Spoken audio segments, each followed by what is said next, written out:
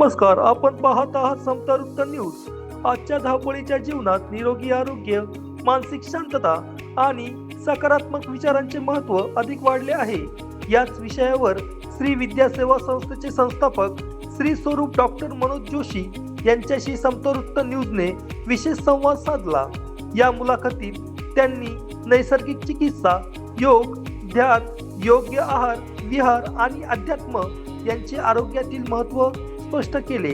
तसेच बदलत्या जीवनशैलीमुळे वाढणारे तणाव, नैराश्य आणि विविध आजारांवर मात करण्यासाठी नैसर्गिक जीवनशैलीचा स्वीकार करण्याचे आवाहन केले।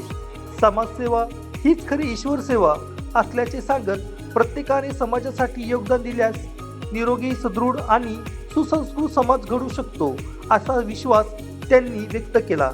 चला तर मग पाहूया श्री स्वरूप डॉक्टर मनोज जोशी यांच्याशी समता न्यूजने केलेला हा विशेष संवाद। संवाददाता ठाणे प्रतिनिधी सत्यभामा उपाध्याय, समता न्यूज। जय भगवती। आज हमारे साथ बातचीत के लिए हमारे इसमें श्री विद्या संस्था के संस्थापक और हमारे सनातन बोर्ड के संत घोषित हुए हैं और गुरुजी नेचुरोपैथी के डॉक्टर भी हैं। तो आइए हम बातचीत करते हैं और गुरुजी से योग साधना और नेचुरोपैथी में गुरुजी जो आगे कर रहे हैं लोगों के लिए, उसके बारे में मार्गदर्शन देते हैं। तो गुरुजी जय भगवती। मैं समतावृत चैनल से आई हूँ और मेरी हार्दिक इच्छा रही है कि मैं आपसे लोगों के लिए, लोगों के जन कल्याण के लिए कुछ प्रश्न करूँ, जिससे जो आपके पास नहीं भी पहुँच पा रहे हैं उनका कल्याण हो।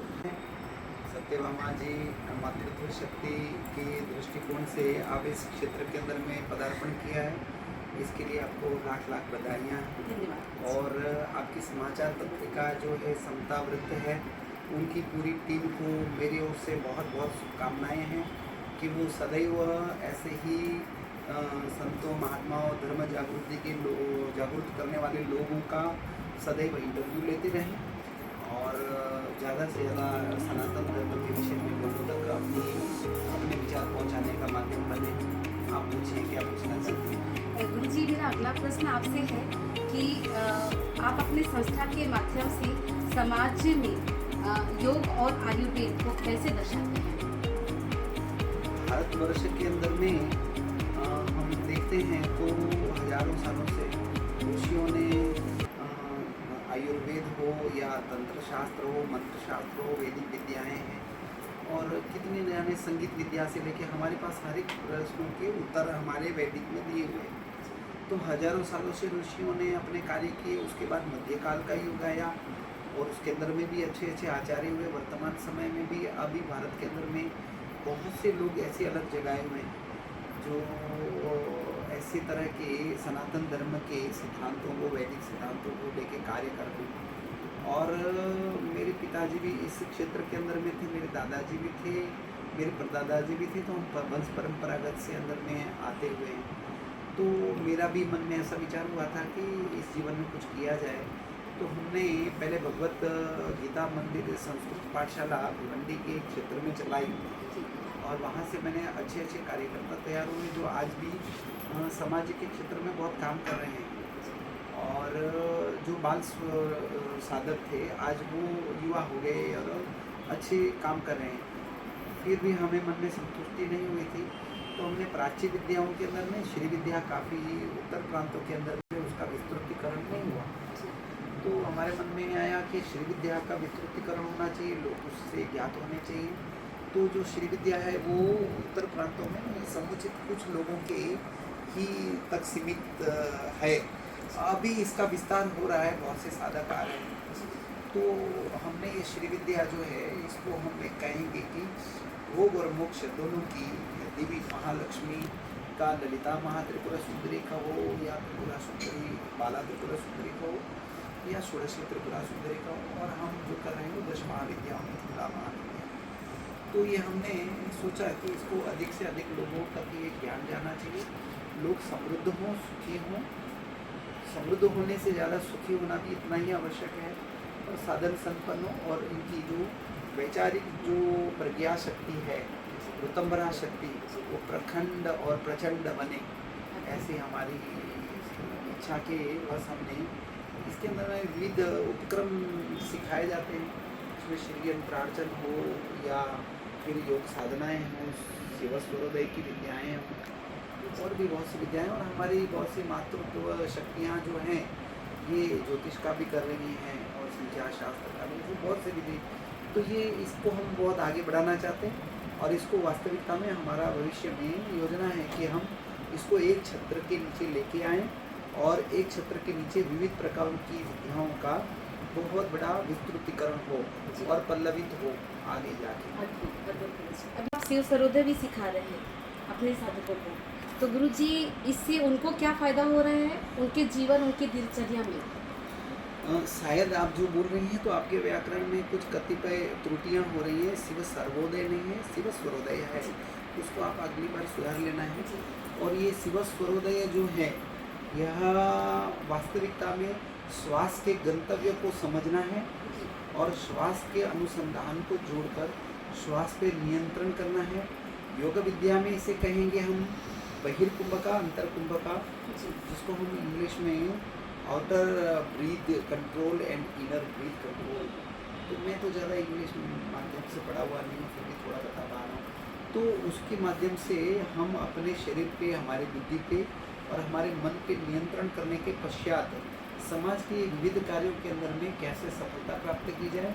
और कुछ लोग होते हैं जिनको बहुत बड़े याग नहीं करवा पाते हैं या बहुत धन खर्च नहीं कर पाते हैं, अपने ग्रहों को सिद्ध करने के लिए पंडितों तक नहीं पहुँच पाते हैं या उनको उतना धन देने की क्षमता नहीं होती।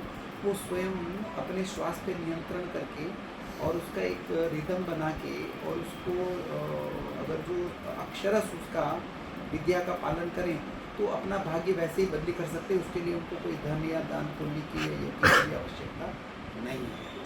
अच्छा गुरुजी, अगर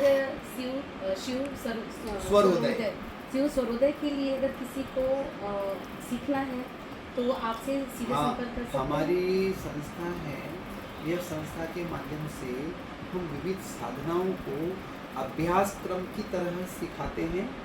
उसी तरह शिव स्वरोदय भी हम अभ्यास क्रम की तरह ही सिखाते हैं और हमें उसके अंदर में आत्मविश्वास भी है या हमारी प्राच्य विद्याओं पे हमें अपनी प्रचंड शक्तियों के ऊपर हमारा विश्वास है कि यदि हम 100 दिन तक इस विद्या को अक्षरश पालन करा पाए तो वो व्यक्ति पदोन्नति हो या व्यापार उद्योग हो या मानसिक या शारीरिक पीड़ाएं हो या ग्रह क्लेश इत्यादि हो, उस पर वो विजय पा लेते हैं और उनको उसका शुभ फल मिलना है। इसके लिए कोई अनुष्ठान करने की भी आवश्यकता नहीं है। धन्यवाद गुरुजी। एक आखिरी सवाल और मैं पूछना चाहूँगी कि गुरुजी जैसे आज के जीवन कार्य में लोग बहुत व्यस्त हैं जी। कोई ऑफिस जा रहा है, बिजनेस कर रहे हैं और उनको ये भी इच्छा होती है कि वो अपना साधना करें, भगवत को प्राप्त करें।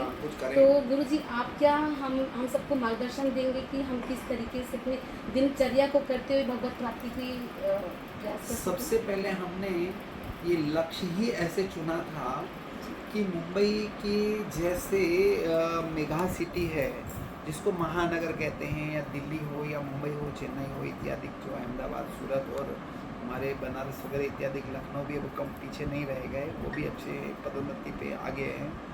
तो ऐसे शहर में अनवरत कार्य करने वाले लोग जो अपने घर से निकलते हैं तब ट्रैफिक में वो कब अपने गंतव्य पे पहुंचेंगे उसका कोई निश्चितीकरण नहीं होता, सुनिश्चित नहीं होता। ऐसी स्थिति में वो हमारे से लाइव तो लेने से रहे और हम स्वयं भी तो इतने ही व्यस्त हैं कि ऐसा नहीं कह सकते कि हम व्यस्त, हम बैठे हुए हैं अपना। तो उनके लिए हमने ऐसा अभ्यासक्रम का तरीका बनाया है क्षमा चाहूँगा। तो उनको वो अपना लेसन घर पर वो ले, उसको हम व्हाट्सएप के माध्यम से लेसन भेज देते हैं, उसको पढ़ते हैं, फिर हम एक वीडियो भी भेज देते हैं बनाया हुआ, जिस वीडियो को वो समझते हैं और वो अच्छे से उस अभ्यास क्रम को चलाकर और अपने आप में वो कर सकते हैं। जैसे हमारी भैरव साधना इत्यादि का एक आता है तो रात में 10 बजे के बाद वो कर सकते हैं। उसी तरह शिव सूर्योदय का क्षमा चाहूँगा कि वो सूर्योदय का समय मध्याह्न सूर्य और सूर्यास्त, ये 3 को मद्देनजर रखे हुए और उसको अपने घड़ी में, अपने मोबाइल में अलार्म सेट कर लें। जैसे कि सूर्य उदय होने वाला है तो 10 मिनट पूर्व वो अलार्म उनको जागरूक कर देती है। उनको नाड़ी बदलना है, कैसे करना है वो कर सकते हैं। अब मैं ज़्यादा इसके अंदर में विस्तृतता से बता नहीं सकता, लेकिन वो प्रत्यक्ष में ज़्यादा बता सकते हैं। इंटरव्यू में क्या ही बता पाएंगे। पश्चात मध्याह्न सूर्य के पूर्व में अलार्म रख दें और सूर्यास्त के समय अलार्म रखें, तो वो अपना धीरे धीरे उस चीज़ को बहुत अच्छे से कर पाता है। बातचीत करने के लिए गुरु जी बहुत बहुत धन्यवाद बहुत आपका। अच्छा। आपने अपना कीमती समय दिया। दर्शकों, मैं आपको बताना चाहूँगी कि ये संस्था श्री विद्या साधना संस्था हमारी जन कल्याण जनहित के लिए है। और यहाँ पे आप ये जान सकते हैं कि यहाँ पे सिर्फ हम अपने श्वासों के स्वरों को नहीं समझते, हम गुरुजी के द्वारा जो उपदेश हमें प्राप्त होता है भगवत प्राप्ति के लिए, हम इजीली अपने कार्यरत होते हुए भी, और हम कैसे अपने प्रयास के द्वारा अपने मन को शांत कर सकते हैं, चित्त को शांत कर सकते हैं, और जो हम प्रयास कर रहे हैं उस प्रयास से हम कैसे खुद को पा सकते हैं, खुद को खुद से मिलाने का कार्य हमारे गुरुजी करते हैं। और गुरुजी से बात करके बहुत अच्छा लगा और हमें बहुत सारी चीज़ें ज्ञान में भी आई। गुरुजी, आपके संपर्क में हम बने रहेंगे। अपना आशीर्वाद बनाए बहुत रखिए। बहुत धन्यवाद। जय आज भगवती आपने गुरुजी। समय निकाला यहाँ पर और आपने समय दिया और हमारे इस अभियान के अंदर में आपने अपना जो विचार रखे और आगे हमारे विचार आप रखने के लिए जा रहे हैं, इसके लिए आपका बहुत आपका बहुत बहुत धन्यवाद। जय। जय